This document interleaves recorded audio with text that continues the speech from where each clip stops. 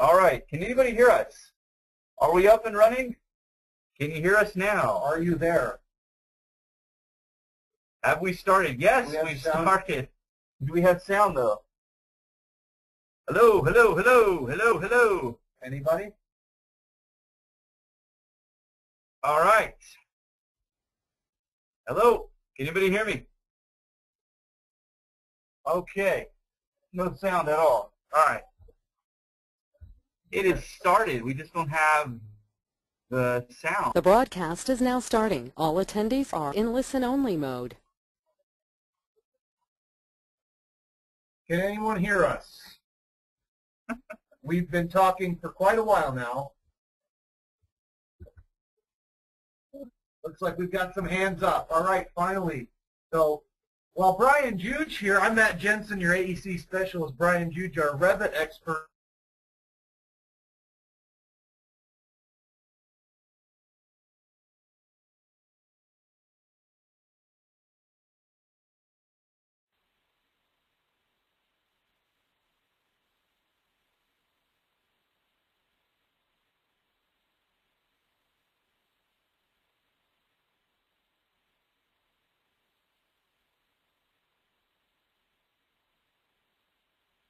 Difficulties, we apologize. Can you hear me? Can't hear again. How about now? Can hear us now. All right. Well, I think we've narrowed down the problem. Sorry about that, everybody. It's not on here. Okay. Okay, so now we have all right, let's take a step back again. And all right, so I'm here with Matt Jensen. For those of you that didn't know this, I'm Brian Juge. Sorry about that. So this will be recorded with and without sound. So that'll be fun. So we're going to get over, again, recognizing those quick 6 areas, which I was going over now, customizing the interface, working with the shortcut keys, personalizing the project browser, and then dealing with view templates. And then hopefully getting into work sets now that we've killed a little bit of our time. We apologize for any of you that were missing out, but let's step right into it, right, Matt?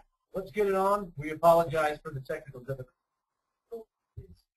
All right, so here we are in the interface, and I'd like to point out that those quick 6 areas that we're looking at, and those areas in no particular order, are the ribbon, and we'll look at all these things and why we're going to be looking at that. We have the gray options toolbar, the options toolbar as it's called, properties, the status bar, the command prompt that's in there. We also have these little tools down here, the selective status, and then the last one that people forget about is it's going to be the cursor. So that's going to be the self. Those are going to be the 6 areas that as new users you definitely want to be, or new user, any user wants to be looking at throughout the interface. We'll look at why we want to be paying attention to those. Okay, so foremost is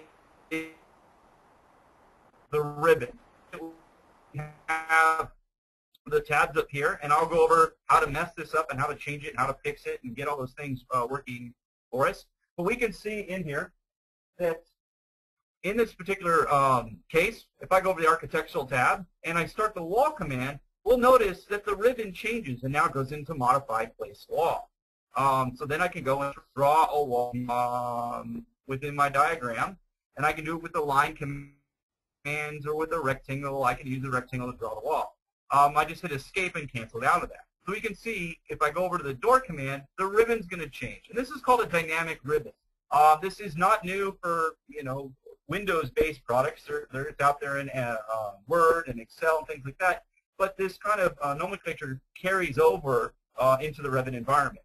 In addition to that, if I go to the selection key or the modify key, I try not to use the modify word, but the selection, the arrow key, and I select a particular thing on screen, such as a wall, we can see that the ribbon's going to change again. And I get to do additional things like it. I can modify this profile. I can attach it to the top and base. So I get different options in here.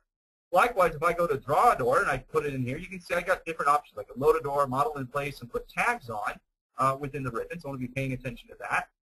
And then in addition to that, if I hit escape and I select that door, what we will see now is part of that door, I will now get to pick a new host, so I can host it to a new wall. or I can edit the family and get in and edit the family on here. So we can see that we have quite a lot of different things on here. We can see this is a 20-minute course that's rating on using that different template in here at the moment. But we can see that the ribbon is going to change in there. So that's going to be one of the first areas we're going to look at.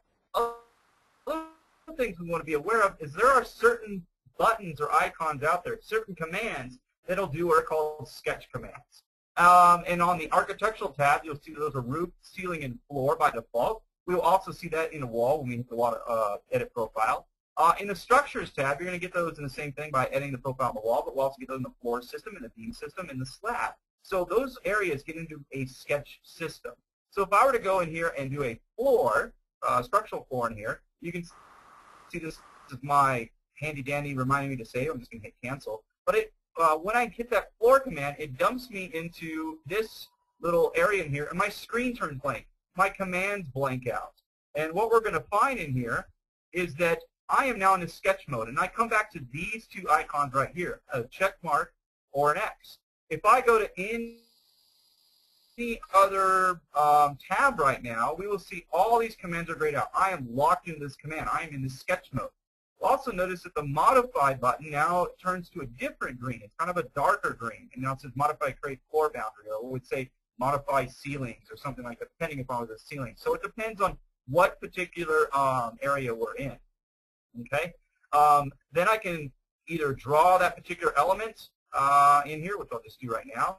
And when I'm done, I can hit the finish, or I can hit the cancel command. And when I hit the finish, I might get some further explanations of what's going on.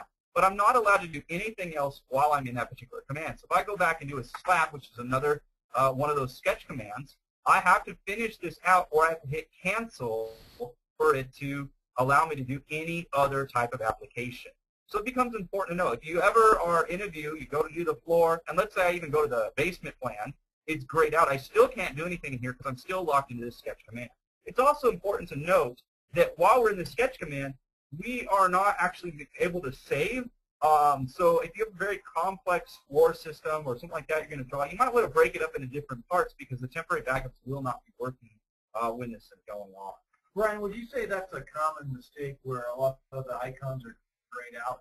Someone might not understand why it is. It's probably because they're in sketch mode at some point. Yeah, that is definitely one of the biggest things I have with newer users on there is that they'll go, hey, Brian, my screen's all blanked out. What do I need to do? And I'll usually say, okay, go over to the Modify tab and modify Create Boundary or Profile, whatever it happens to be on, and then go in and check one of these two icons, either the check mark or usually it's the X. Once I cancel out of that, now I'm free to do whatever I need to. My commands are back.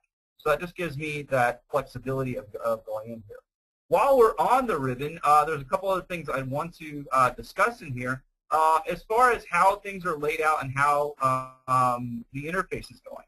So if you are coming from a different type of application or piece of software, you may be used to double-clicking on things. And we can do double-click on a lot of stuff in Revit. We're going to talk about where some of the things we want to be able to turn off in here within it. But if I come over to this tab at the top, and these are called tabs, Architectural, Structural, and Systems, if I double-click on that, it'll expand it and collapse it down.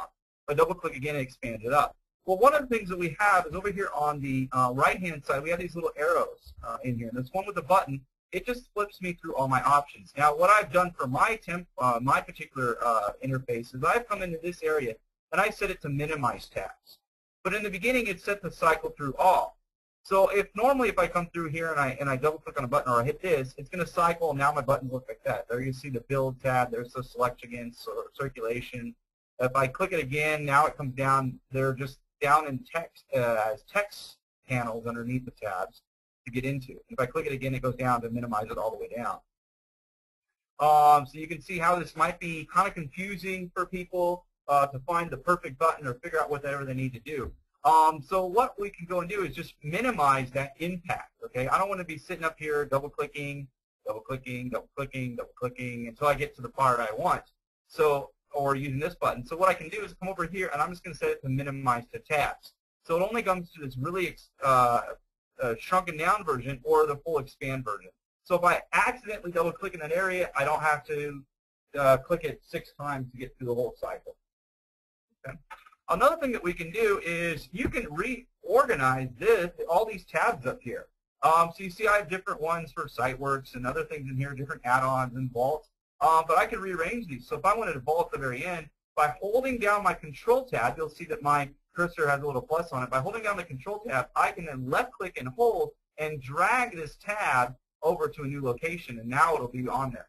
Now this is per a workstation, not per the project. So whatever you do to set up your workstation this way, that's how it's going to be for each individual user. So you can go to someone else's area and see them set up differently on there. It's also a great thing to do on April 1st.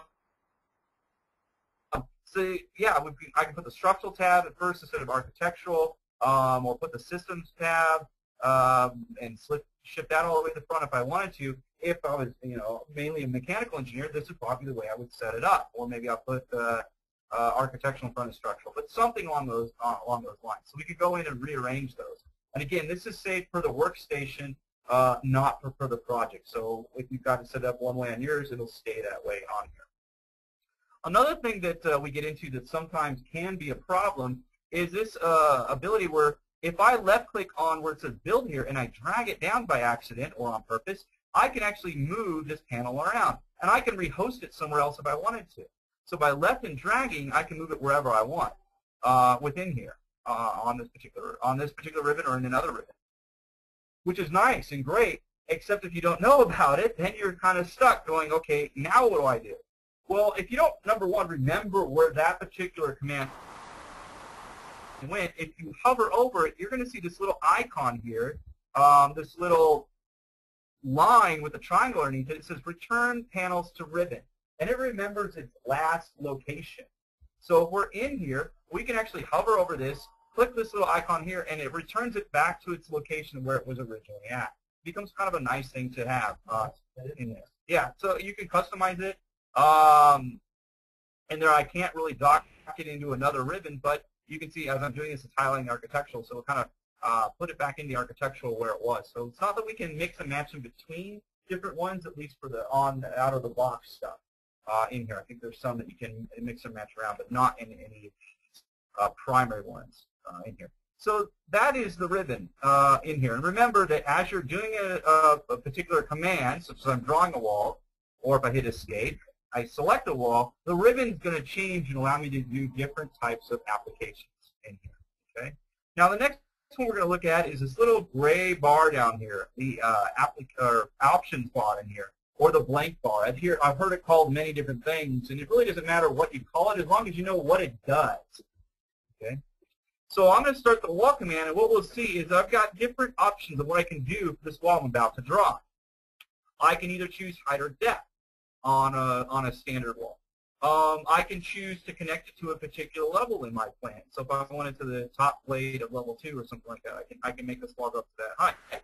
You'll notice that my height grays out. The only reason the height is on is if you're going to unconnected. And I really recommend that you not do it unconnected. Try to have it connected to some kind of level in here. So again, I'll do this one at the top of plate. That's dictating how high it is. And the next part is how are you drawing this from what location on the wall? And we get to wall center line, core line, different things like this in here. I'm not going to really get too much on that, but we can see that I'm drawing from the center line of the wall.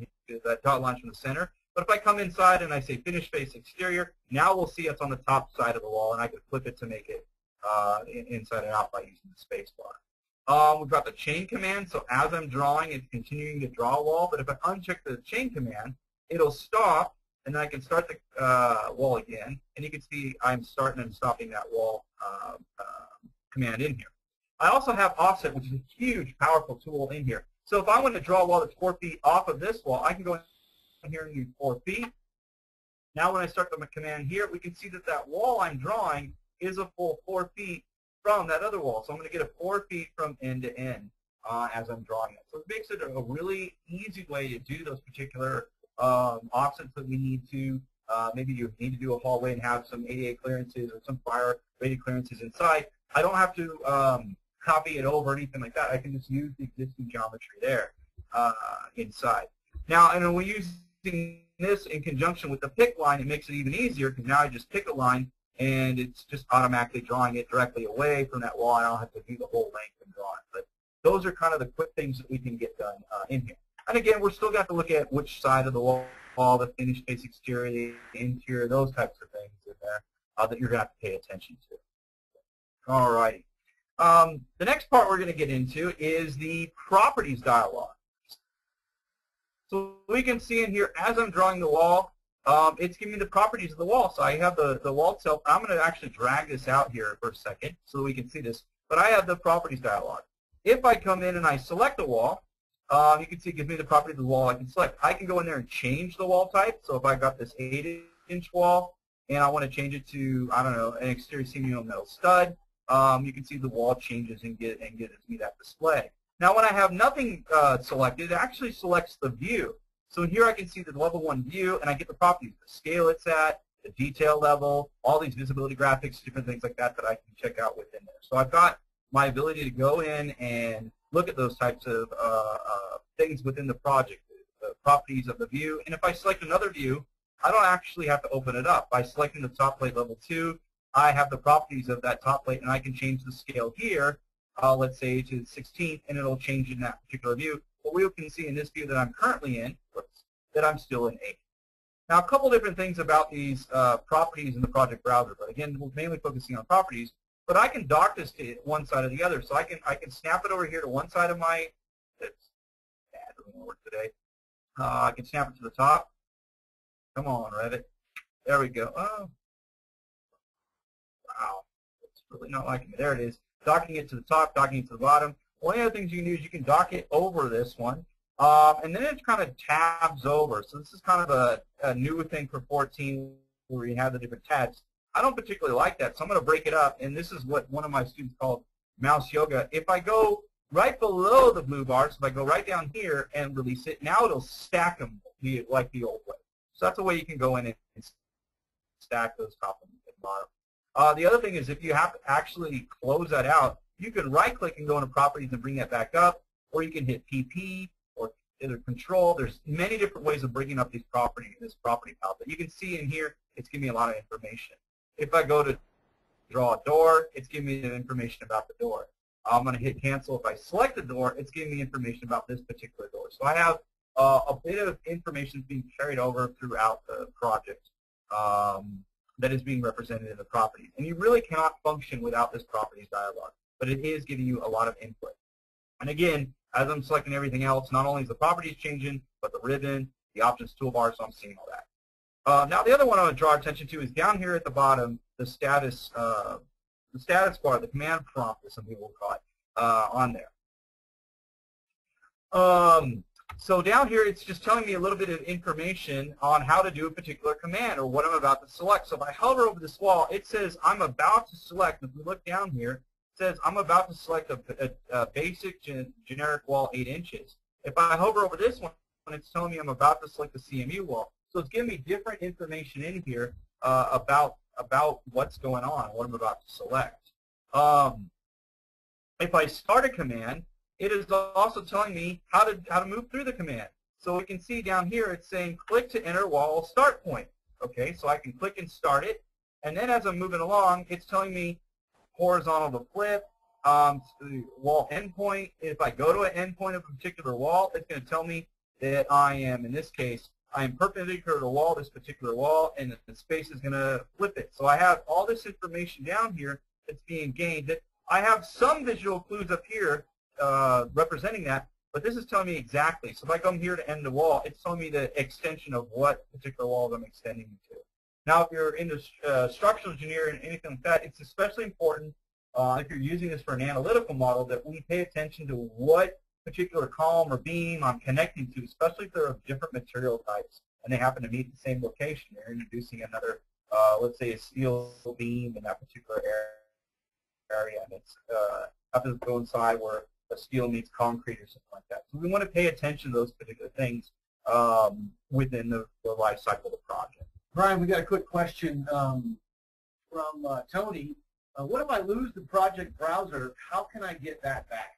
Yeah, so I kind of went over that a little bit. If I close out of this and lose the project browser, I can hit the PP button. That'll bring that back. Or if I right-click, I've got the properties in here. I'm also going to get to one other way, and that's going to be on the View tab where we have the user interface in here. So again, that's the View tab, user interface. I have all these different bars in here. So not only do we see the properties bar, but we'll also see the project browser. And honestly, if we get to the modify tab, we also have the properties in here. So what we'll find out is there's about 7 ways to turn on and off the properties browser within Revit. And that's just a couple of them in here. Again, that other one that has more than the properties is going to be in here. So we'll see the navigation bar, the status bar, work sets, different things like that that we can see in here. We also have keyboard shortcuts and browser organization. We'll get to in a second. A lot of different toolbars in Revit, and of course, the more familiar you get with these, the quicker you can get to the wet bar. That's true. That is true. And end your day at a reasonable hour. That's definitely what we're here for. Okay, so we've covered 4 of these areas. The 5th one is going to be down here. Selective Status. Now, in 14, they've added 4 new little icons in here. One is being able to select links. So if I had a link in this particular project, I think I've got a project open that might have links in it on here. Maybe not. Nope, not in this particular one. But I'm able to select those different links. I also have underlays involved in here. So here I'm in a ceiling plan, I believe, and if I go in here and turn on underlays just to show what's going on in here, so let's say I want to see the first floor, the main floor level, and I want to see it as a plan view inside here. I can see that, and I've got some different things, some desks down here that are showing up.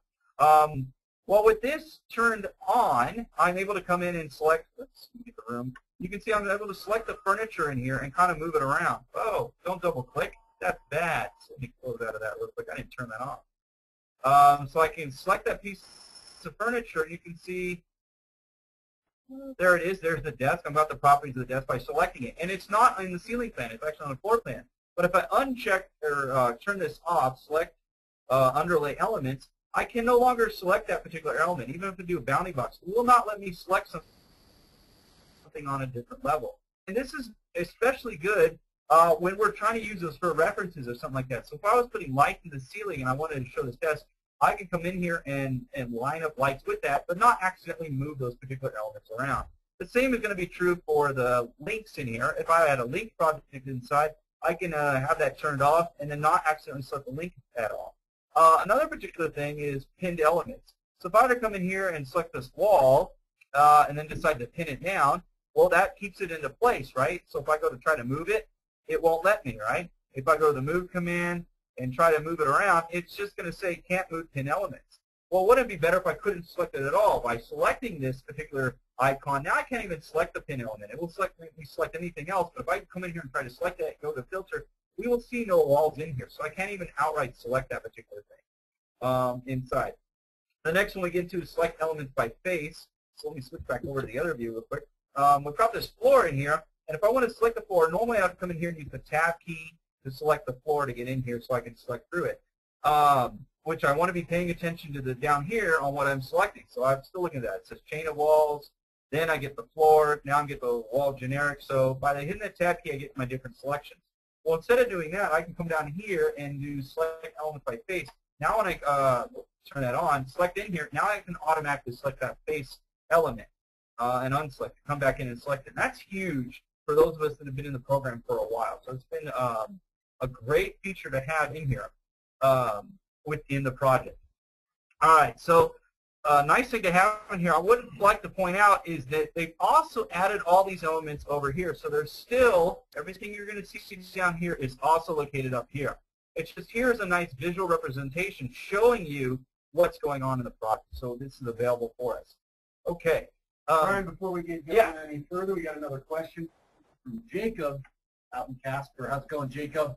He was wondering if you could show him how to change units quickly. Jacob, for the sake of time, I'm going to have to table that one. Maybe I'll have some time at the very end. I'll get to that. I will point you in the right direction, though. That's going to be on the Manage tab under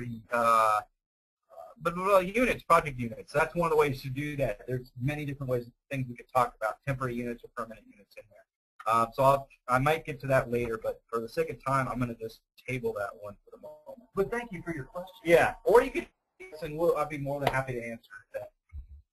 All right, so the next one we have is drag elements on selection. This used to be called press and drag, and I'll just demonstrate how this works. Okay, so if I hover over an object, I can select an object, And then if I come over again, I can then move the object by another click. But with this turned on, I'm allowed to select the object and move it. So I'll just go and demonstrate this more by telling you when I'm clicking. So I'm clicking once and then holding down, and that allows me to move the object. If I turn this off, I have to click once, but to only select it. And then I must come over and click again to allow me to drag it. Okay? This is especially important to notice, especially for new users, because they're unaware of this. And what we're finding is people are using this with this turned on, and they're finding that Revit is having errors. They go through SD, DD phase, they get to CDs, they start to mention things, and they're off by a quarter of an inch, half inch, different things like that. So if I zoom in, I'm actually select and move it by accident, then that's going to cause me issues, especially when I'm doing detailing or something like that. And later on, I don't know that I'm moving my plan around. So I want to be aware of that. So really, I'll come in and I'll make sure that pretty much anybody who's a new user, they have this turned off. I see a little X in here. When I come inside the select, I'm going to see drag elements on select, and that's turned off. And that's, we want to make sure we're not using that unless we absolutely know how to use it and what's going on. And it just becomes habit. The last thing we'll see is the filter in here, but it gives me a running count of how many things I have selected. So if I come in here and I'm like, oh, I want to select 2 items, and I select this, and I see the number 3 in here, even if I'm zoomed in like this, I'm like, wait, 2, that says 3, and I can come in and look at this and say, ah, there's 3 walls. So I really like having this filter in here with the running count. We do have the filter at top, but it doesn't give me a running count. And if I fail to look over here to say, oh, I have 3 walls selected in the properties, it'll tell you how many walls you have selected in here. But if I come in and I select a floor and walls, what I'll find is this will just say 3 common. It's still telling me I have 3 in here. If I accidentally or come in over here and go to 2 walls, this is still letting me know I have 3 items selected, even though the property is only showing me 2 walls in here that I'm interacting with. So I've got to pay attention to that last filter. Give me the total count of items selected. Even though in the properties it will display that unless I come over here and change that to say just show me the 2 walls or just show me the analytical floor, whatever it happens to be. We can see totally it looks like there's even more than 3 items, but really that's the analytical floors and the real floors and the level 1, which is kind of all the same items put together. All right, so we have those selective status that are in here, or the selection areas, whatever you want to put it in here. Now, if you want to see that running and you're don't want to come down here, you can always go to the select and pin that open so that it stays pinned down in your view, so you can leave that on. It's pinned open. Mine keeps on pinning. That's fun. In there. So we've got that availability for those 5 areas. And the last one, again, to focus is the cursor. A lot of times I get people that keep saying, hey, why does it keep making walls when I'm trying to select something? Well, we have to pay attention to the cursor.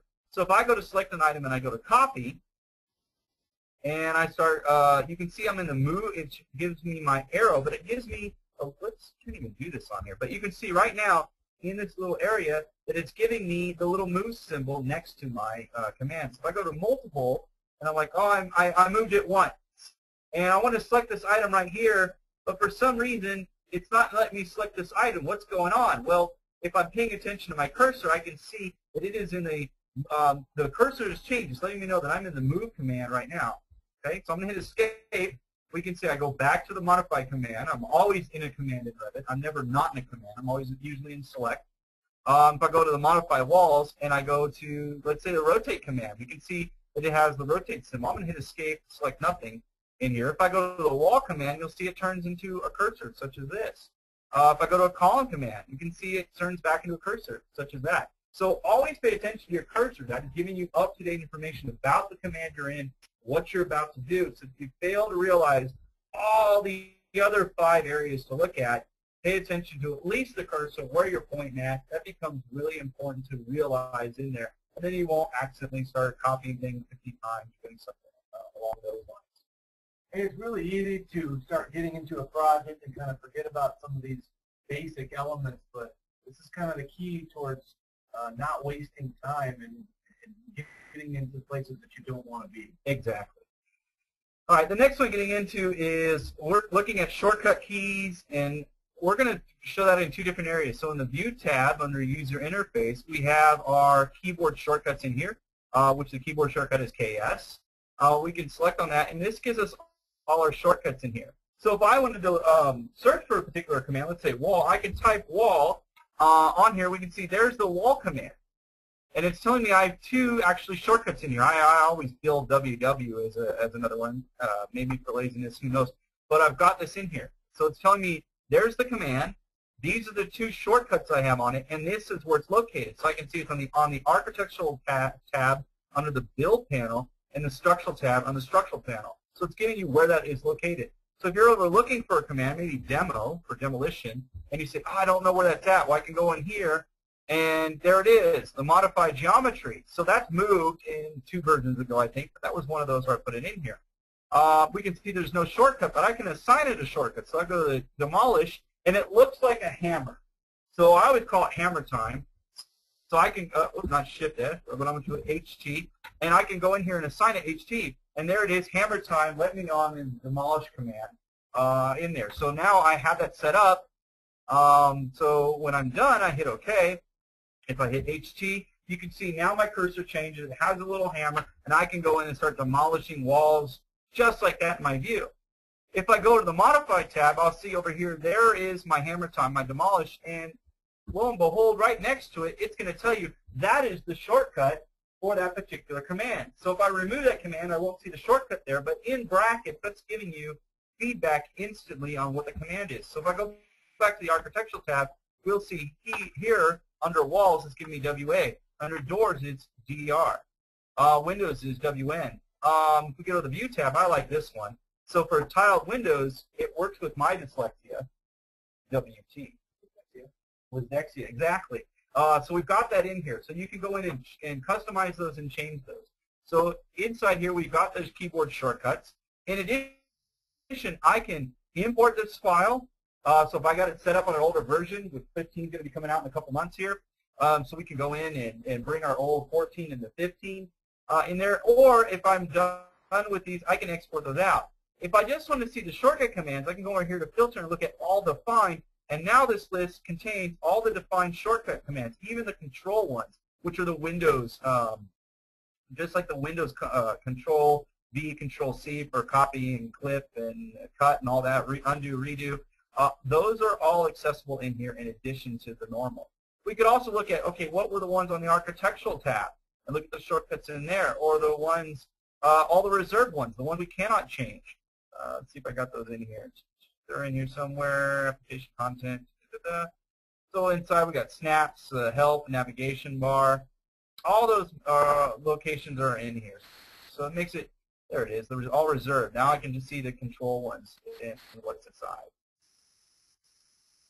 Okay, so you have all those to your fingertips that you can go and change. The other place of getting into the keyboard shortcuts is in the options. So we'll go to the application menu, and I go down to the options in here. What we'll see is I'm in the options for Revit, but now if I go into user interface, we can see here's all the user interface stuff, but here are the keyboard shortcuts.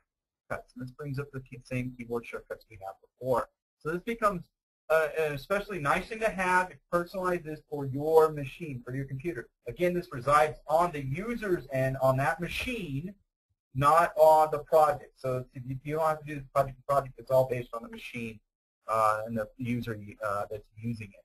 Okay. We'll also see in here another one I want to bring up is this double-click options. On the customize, you can see here if I double-click on a family, it will edit it. So if you ever want to turn that off, I can come in here and say do nothing in here. So let's give an example of that right now. So if I were to come over to this, I'm going to hit escape, come over to this door, and double-click on the door, it opens up the door family. Okay, and I don't want to be in here. I don't want to be where it says create. Now this is the editor for that. So if I'm going to go and turn that off, I'm going to close out of this, go back to my floor plan.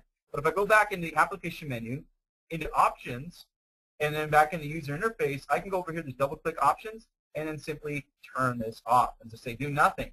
Now, when I come back in here, let me make sure I turn that off so I don't actually do that. Double-click on this, and it's not going to turn that particular feature on. So they have a lot of new double-click options in here.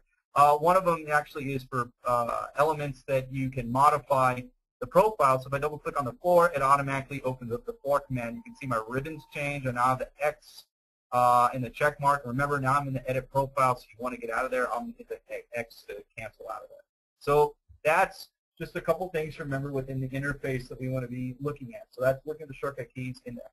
The other thing we get into is personalizing the browser. So over here, I actually have the browser broken up by discipline already. We can see it says for architectural and coordination.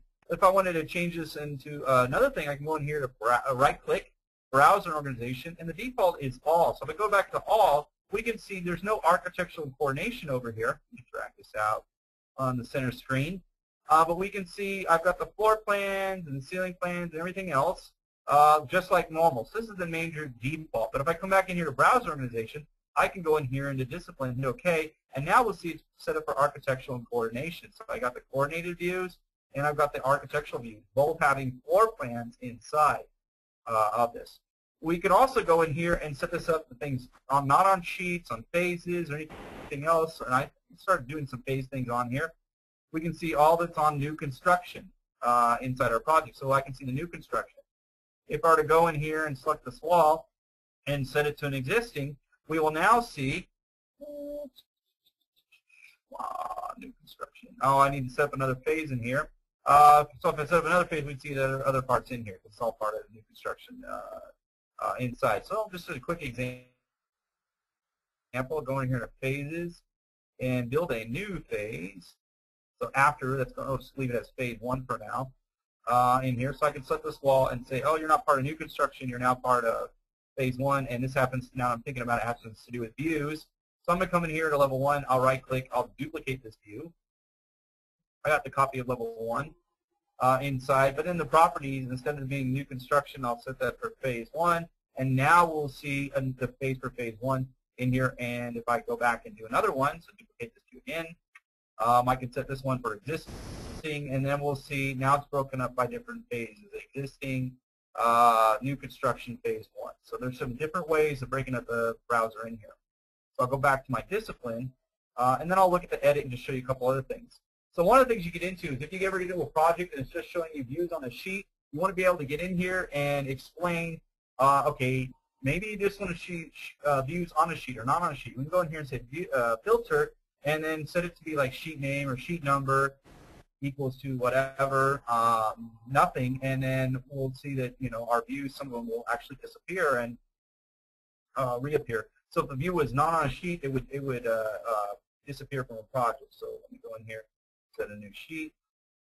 Got this copy of level 1. If I drag it over to my view, set that up right, get this so that it doesn't show edit sheet number equals to none, and start changing those things out on here. So this is one of the ways we can get in there. The other thing we get into is by default, as we're using this, so that's the filter, the grouping and the sorting. We've got a group by discipline and then family type, and so this is why it's showing us the discipline, which is coordination, and then floor plan. So discipline, coordination, architectural, structural, and then different floor plans. The other thing that annoys me is out of the box, they have this set up for the view name, and they just make it alphabetical. But we don't work that way. At least I don't. I'd rather see the roof at the top, the basement at the bottom. I don't like this alphabetical list when it's set up that way. So inside the discipline, I'll go in here and edit that and set this to be sort of by associated level descending. And then that just kind of clears things up so it's not set up by, again, alphabetical order. So that's just some quick things in here. There's a lot of customization you can do with this, but that's just kind of getting you familiar with the browser organization inside.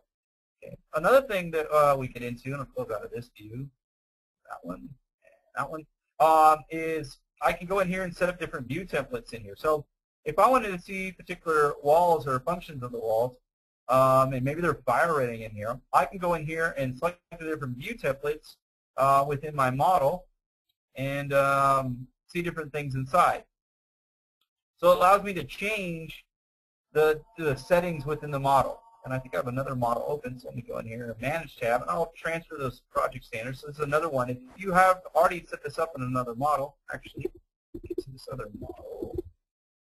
So I've got this in here, and we can see that I have this all set up within the particular plan.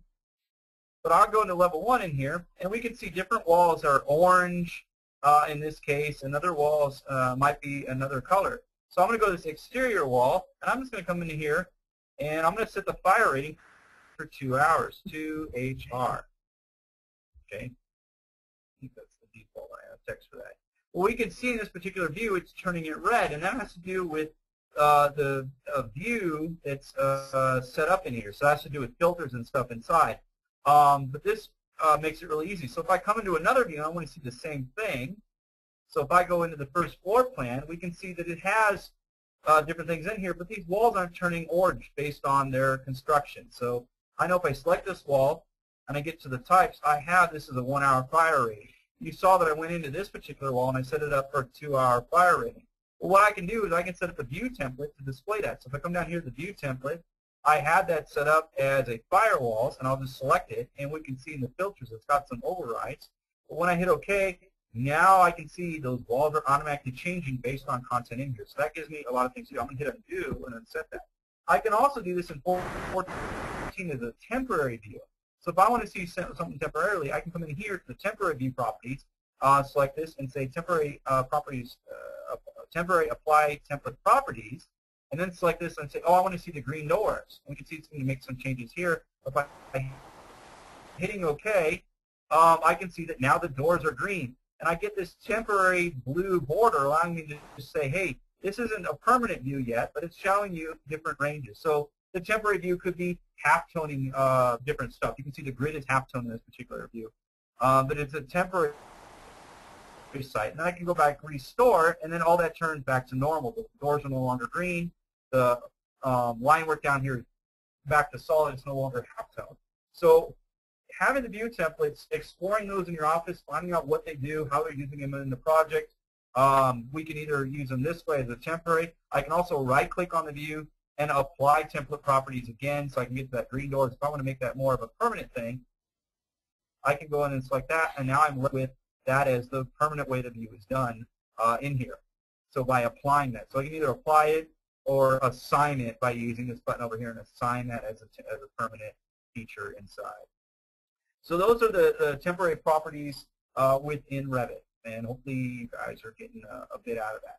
All right, now for the next part, I'm going to get into looking at the work set. So let me go in and open up a work set in here, and I'm going to show you some different things that working in a work set file. So I'm going to go into Open, Project, and here it is. I'm going to get into, you know what, I'm going to get it up one level here. Get into my fake server, and I'm looking for something that was a little bit more recent. So I had this one mid-rise energy in here. Double click in that, and I'm going to select this file once, okay? And that's going to be the key. You're going to have to go through this dialog to do the following unless your project manager already has this set up to select the work sets you want. Okay, so a little bit about work sets. Work sets are a way of dividing the project up, usually by construction, on what's going on within the project. So I might have my core and shell as a work set. I may have interior walls as another work set. My furniture as another, so on and so forth. Also, very popular work sets are going to be the different disciplines and part of your design team. So your structural engineer, the architect of works, the MEP, and they might be broken up into many work sets. Maybe there's, on a larger project, you might have 2 or 3 of different models coming in. So each model that's linked into the project also is going to be usually on its own work set. It's kind of a good thing to have within the project. Okay. So down here, what I'm going to do is before I hit open, I want to hit this button right here. And this is going to allow me to predefine what work sets are being opened when I open this project. So I'll click the arrow, and we can see down here that I've logically made it specified. But most of the time, they're going to put in last viewed or all or something like that in here. I recommend if you're a project manager, you set these up, go use specify, that just in case people forget. So I'm going to select specify if it wasn't selected, and then I'm going to hit open. And what's going to happen is when I do this, it's going to give me a dialog box that's going to pop up in front of me and show me all the work that's available for this project before I open the project. So it'll take a couple of seconds here. Let's see how fast the machine's going today. Maybe talk about some sports. Well, I wanted to talk about one of the things that we're trying to do, especially with folks that aren't near to our office, is create a mobile lab that we can take out for some of this Revit training to you. I wanted to mention one that we're hosting up in Aspen in March 10th through the 14th, or excuse me, the 13th. That's going to be a Revit fundamentals training class, and hopefully one will be coming your way soon as well. If you're interested at all, do feel free to give us a call, and we'll be giving you those dates coming up. But a lot of elaborating on some of the things that you've gone over today. Is that correct? Yes, yes, by far. This is most of this is covered in here. The work set one, this part is not covered in the fundamentals usually, but the other one is. So by opening this up, I have yet to open up the project. I want to point that out. This is prior to the project being opened. It will open up this dialog. And we'll get into what are called user-created work sets. These are the ones that are created by the user, right? Okay, self-explanatory, but putting it in here. There are 3 other types of work sets that you can look at. We won't really get into that, but we can see in here I've got my O1 work set. That's my default. That's like layer 0, if I think about it that way. I've got furniture, interior design, MVPs, structural levels and grids, or share levels and grids, structural and circulation. So I can go in here and choose to close any of these. So I'm going to choose to close this one, the vertical circulation. I'm also going to go in here and turn off the furniture and close that. And then I'm going to hit open in my model. What it's doing, though, is allowing me to open up the model faster. Revit doesn't have to think about those particular work sets. So if I'm going in and I'm just concerned with the exterior of my building, I can go in and choose just to use the exterior portion, not turn on the furniture, not turn on the inside. Maybe I want hardscape on because I'm on the exterior. That's going to allow me to run faster on my machine.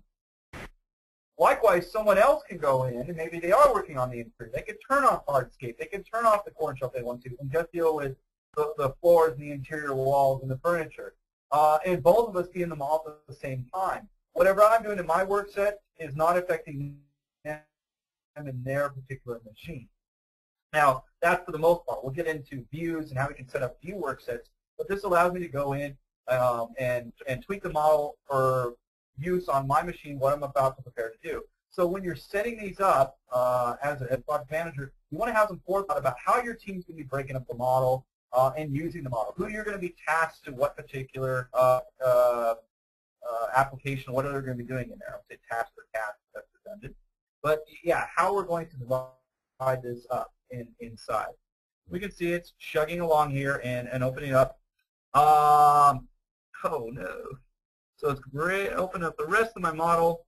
I say oh no because Revit warns you about everything. Hey, the door is open in your car. Hey, you know, you need to feed the fish when you get home. Those kinds of things. Your zipper's down. Yeah, that would be a good one. I'm seriously right now. Oh, thank you. All right, so here we're in the model. We can see that, wait a minute, you said there was furniture turned off. I will tell you that the furniture is turned off if it was a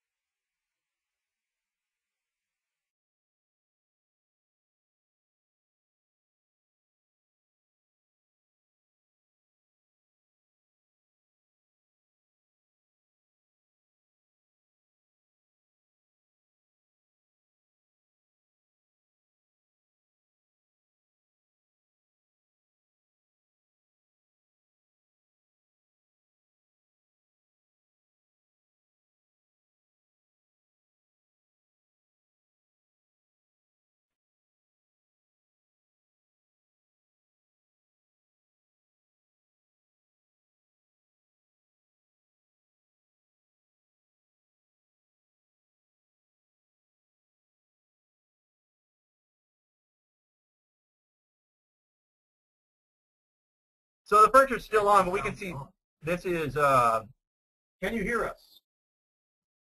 so I'm going to come in here, I'm going to do this to set this to furniture, and what we'll see, this will disappear on here. So these aren't actually on furniture. So that was, I knew that was going to be someone's question. Hey, the furniture's still there. That's because it's not set to the right work set. So if I go and select these, I can go into this work set and say, oh, go to the furniture work set, and they disappear on there. So the furniture is actually turned off if it was set up correctly. So immediately I can find out, oh, you're on the wrong work set. No one's come into this file and set that up.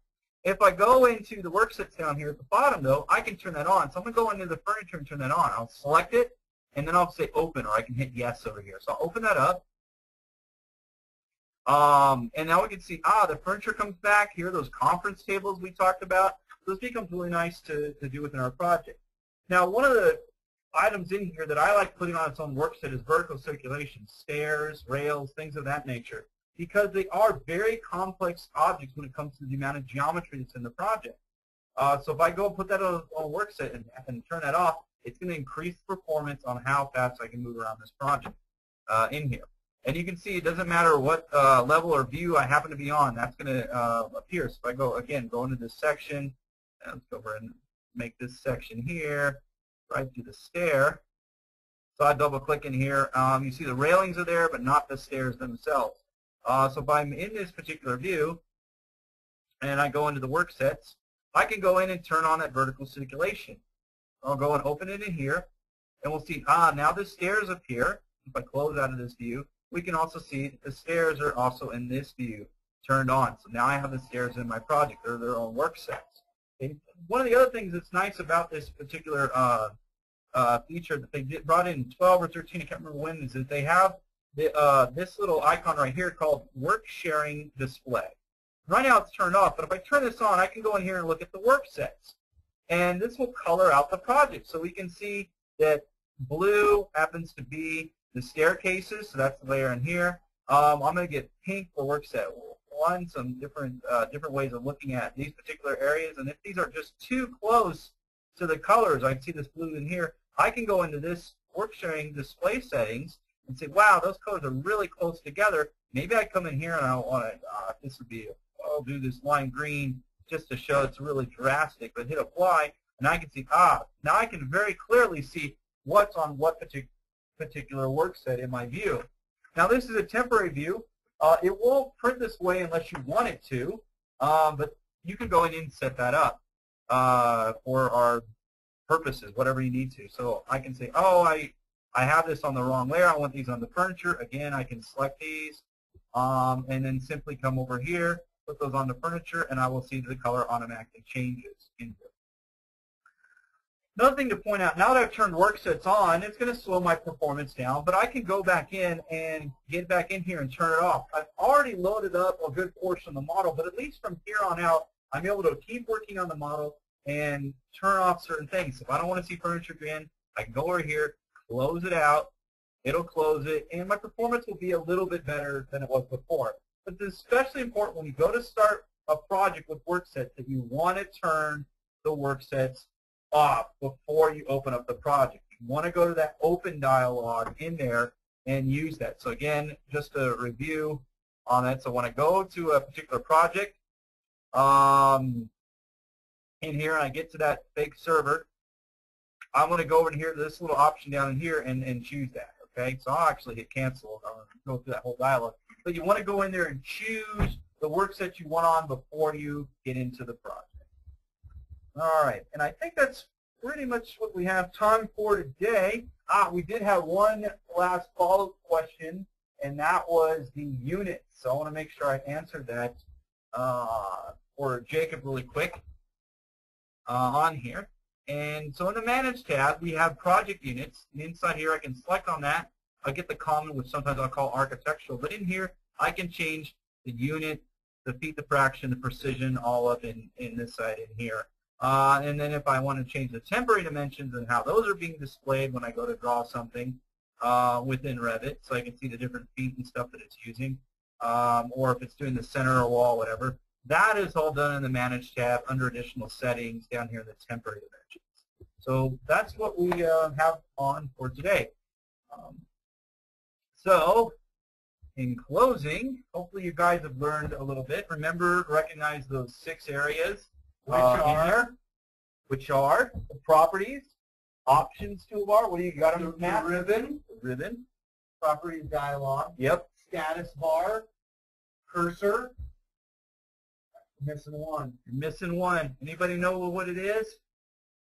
There'll be a quiz later. There'll be a quiz later. It's going to be the selective status. So it's going to be this last one down here. So we want to remember this area here, properties here, the options toolbar, the gray bar, the ribbon, and don't forget your cursor. So remember those inside of Revit on here.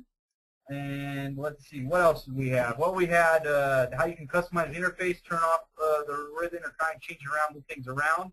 Talked about the shortcut keys. Those are good for finding commands in there. Well, Brian, I had a quick question on the customization for the whole office. Do you find that it's better that the whole office kind of has their own customizations together, or that each person just does what they want? I'm on a, my mind frame says that each person should have their own customization within reason. I don't want to sit down at someone's machine and go help them out, and they totally hose their their shortcut keys, and to draw a wall, it's WA is gone. You now have to hit the $ and P. Those are ridiculous commands to have. The fact that we can have more than one command within our shortcut key. Leave the defaults. Don't change those in there. The other thing is the same with the ribbon. We have a little bit of customization, but you can change that around to be whatever you want it to be on there. I'm still in the mind frame that each user needs to personalize that on their own level on there. I'm not a fan of everybody has to be very strict and everybody do the same thing. Not with Revit. There's only so much customization you can't do a ton like you could in AutoCAD. And then that's just my personal feeling on it on there.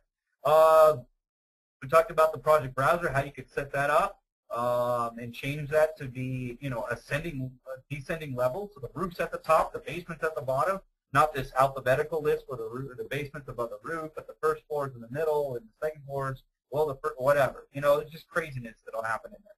So we can personalize that. How to use view templates and temporary view templates within our project so that we can change the way things look. So if I have a fire plan or furniture plan or whatever, I don't have to go through the whole list and change it around. So if you're in an existing office, get used to the view templates are in there. And lastly, we talked about the work sets being their own environment. So if you're working on a project with multiple users, you can get into work sets and how that's going to be used within the project on there. It looks like we had someone else, Jacob, had a question about templates. I'm not sure if you're asking a question about view templates or project templates. We're not really going to, obviously not going to cover project templates, but that's going to be another conversation you can have. Shoot me an email, Jacob. Yeah, and we'll respond to that. So hopefully you guys have gotten a bit out of this. I want to say a big thank you.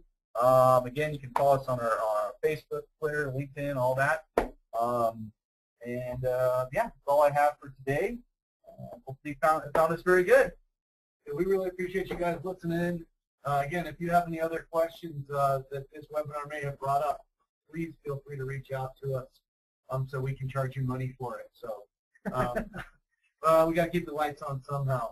But thanks a lot, everybody. We appreciate it, and hopefully we'll be able to. We've got some familiar faces out there, and we'd love to see you guys again. If you ever want us to come out, give us a holler, and we'd love to come out and meet with you. All right, bye.